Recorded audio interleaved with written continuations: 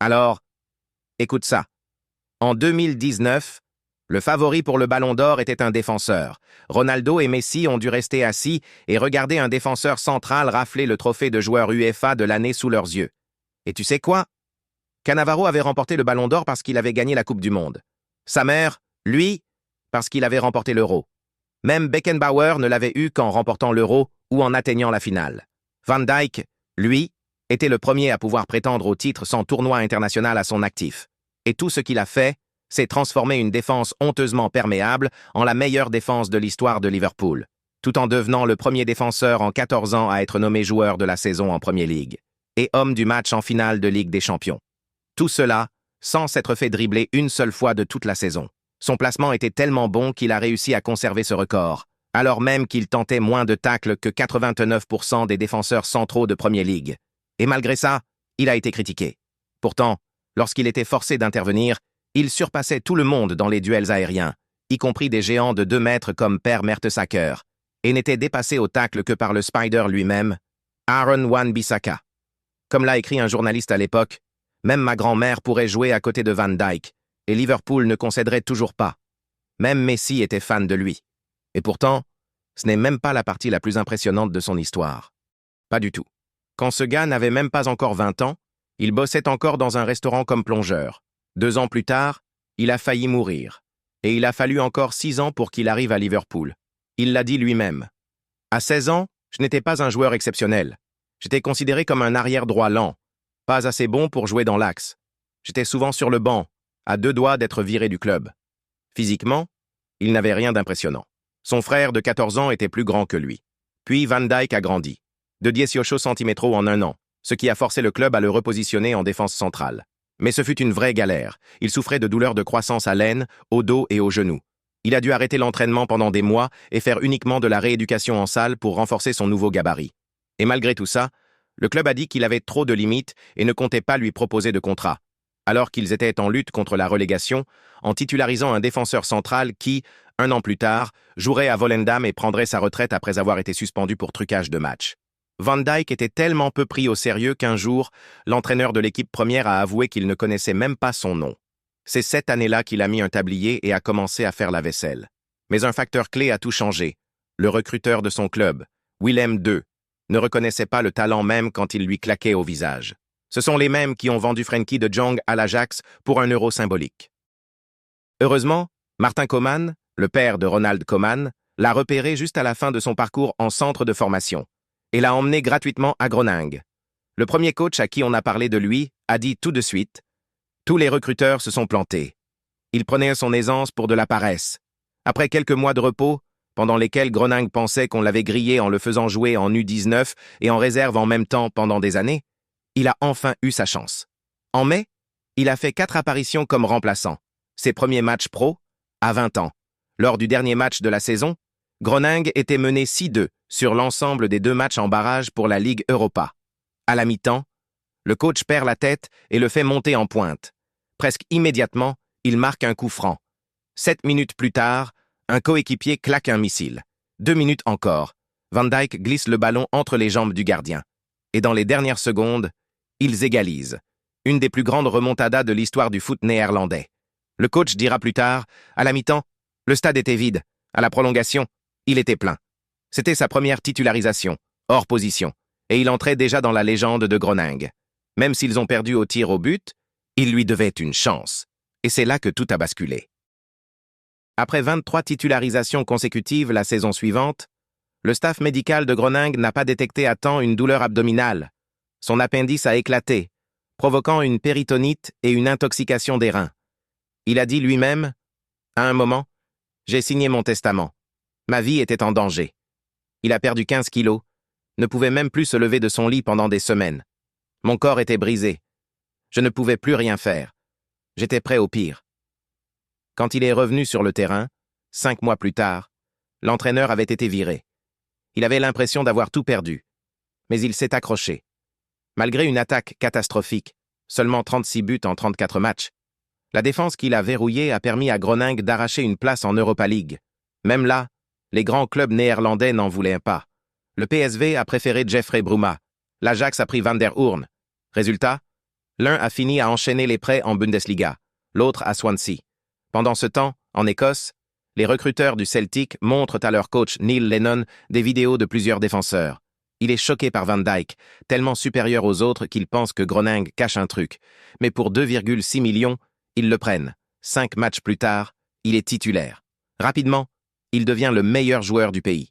En février, le Celtic bat le record d'invincibilité défensive en championnat. Van Dijk ridiculise tous les défenseurs relanceurs. Coups francs, passes décisives, dribble solo depuis sa moitié de terrain jusqu'au but, inarrêtable. Le Celtic finit la saison avec 99 points et une seule défaite. La saison suivante, l'entraîneur Ronny Deila avouera que Van Dijk s'est plaint de l'ennui, disant que la ligue écossaise était trop facile. Résultat, record absolu avec seulement 17 buts encaissés en saison, 10 buts et 6 passes décisives pour Van Dijk, en tant que défenseur central, sans tirer de pénalty. Même Sergio Ramos n'a jamais fait ça. Le Celtic gagnait presque 2 fois plus de matchs quand il jouait. Finalement, en toute fin de mercato, des clubs se bougent, Sunderland, Newcastle, même Arsenal, mais Ronald Koeman arrive et Van Dijk fonce. Il signe à Southampton pour 16 millions d'euros, devenant le défenseur néerlandais le plus cher depuis Jaap Stam. Et là, les choses se compliquent. Pour son premier match, il ne fait aucun tacle. Pourtant, Koeman le trouve parfait. Pas facile à comprendre dans une ligue obsédée par les défenseurs rugueux. Mais les résultats parlent d'eux-mêmes. Aux côtés de José Fonte, il garde Southampton invaincu pendant 2 mois. Il termine 6e, à 3 points de la Ligue des Champions, leur meilleur classement en 31 ans. Si Leicester n'avait pas gagné cette année-là, tout le monde aurait parlé d'eux. Malgré Sadio Mané et Dusan Tadic, c'est la défense de Van Dijk qui est élue joueur de l'année. Mais il n'avait pas encore atteint sa forme finale. Il faisait encore trop de tacles, plus que 77% des défenseurs de Premier League. Et son amour des fans ne dure pas. Après avoir marqué et porté le brassard contre l'Inter Milan, Arsenal et Liverpool, il rêve de passer au top niveau. Mais Mané est déjà parti, Fonte s'en va, et Van Dijk se blesse pour le reste de la saison. Malgré ça, les clubs veulent toujours l'acheter. Klopp est même surpris en train de le rencontrer illégalement. Southampton menace de porter plainte. Liverpool recule. Mais Van Dijk, lui, force le transfert. Demande officielle. Grève. Alors qu'il venait de signer pour 6 ans. Ils le gardent encore 6 mois. Pourtant, sans lui, il gagnait 2 fois moins. Les fans se sentent trahis. Même les 75 millions que Liverpool paie ne suffisent pas à calmer leur colère. Mais pour Van Dijk, c'est peut-être mieux ainsi. Au cours des dernières années, avec sa confiance grandissante, le style de jeu de Van Dijk s'était déjà transformé en ce qui est devenu sa signature. Une fois qu'il a rejoint Klopp, peu importe combien de personnes ont remis en question son prix ou ont essayé de lui mettre la pression, il s'est totalement libéré. Lors de sa première demi-saison, il n'a effectué en moyenne qu'un tacle par match, moins que 87% des défenseurs de Premier League. Mais devine combien de fois un joueur a réussi à le dribbler? Une seule fois. Il a entendu la célèbre citation de Maldini « Si je dois faire un tacle, c'est que j'ai déjà fait une erreur. » Et il a couru avec. Avant lui, Liverpool était une risée défensive. Leurs propres fans regardaient avec horreur leurs erreurs répétées en phase de groupe de la Ligue des Champions. Même le Spartak les a tenus en échec. Séville leur a mis 5 buts, incapables de les battre à domicile ou à l'extérieur. Tout leur système reposait sur l'espoir que leur trio d'attaque incroyable puisse compenser les erreurs de leur défense. Mais avec Van Dijk, cette ligne défensive est devenue une forteresse. Porto n'a pas pu marquer contre eux, City n'a réussi qu'un seul but, et après une petite frayeur contre la Roma, ils étaient en finale. Pensez-y une seconde. Mis à part les bourdes de Karius, aucun défenseur n'aurait pu empêcher Bale de marquer ce retourné acrobatique. Personne ne pouvait blâmer Van Dijk pour leur défaite. Et honnêtement, même si quelqu'un osait le faire, il les aurait forcés à ravaler leurs paroles d'une manière ou d'une autre. Lors de sa première saison complète avec Liverpool, Van Dijk les a menés à leur meilleur bilan défensif de tous les temps. Seulement 22 buts encaissés sur une saison entière. Seul le Chelsea de Mourinho et l'Arsenal ennuyeux de Tony Adams avaient en fait mieux. Ils n'ont été battus qu'une seule fois toute l'année. Une seule équipe avait déjà atteint un total de points plus élevé, et pourtant ils n'ont pas remporté la Ligue. Mais voici où les choses deviennent amusantes.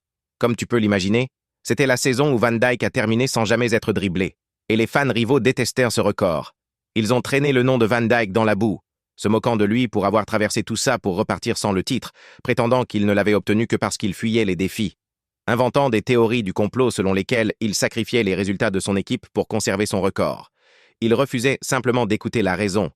La réalité, c'est que Van Dijk était l'incarnation défensive de la célèbre affirmation de Baggio, selon laquelle le football se joue avec la tête, les pieds n'étant que des outils. Aussi nonchalant qu'il puisse paraître à l'œil, réticent à s'engager ou à prendre un risque, prétendre qu'il était un mauvais tacleur ou paresseux simplement parce qu'il était rare qu'il en fasse un serait comme prétendre qu'il était paresseux parce que, statistiquement, il ne sprintait que 90 secondes par match, ce qui était en dessous de la moyenne pour un défenseur de Premier League. Il y avait une raison pour laquelle ils ont choisi de faire de lui le premier défenseur à remporter le prix du joueur de l'année de la PFA en 14 ans, au lieu de le donner à l'un des joueurs de City qui avait effectivement remporté la Ligue.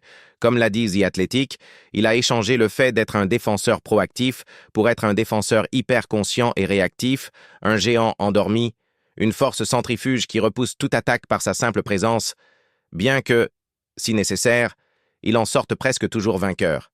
Et surtout, ceux qui se moquèrent de lui, eh bien, leur heure est arrivée quand même.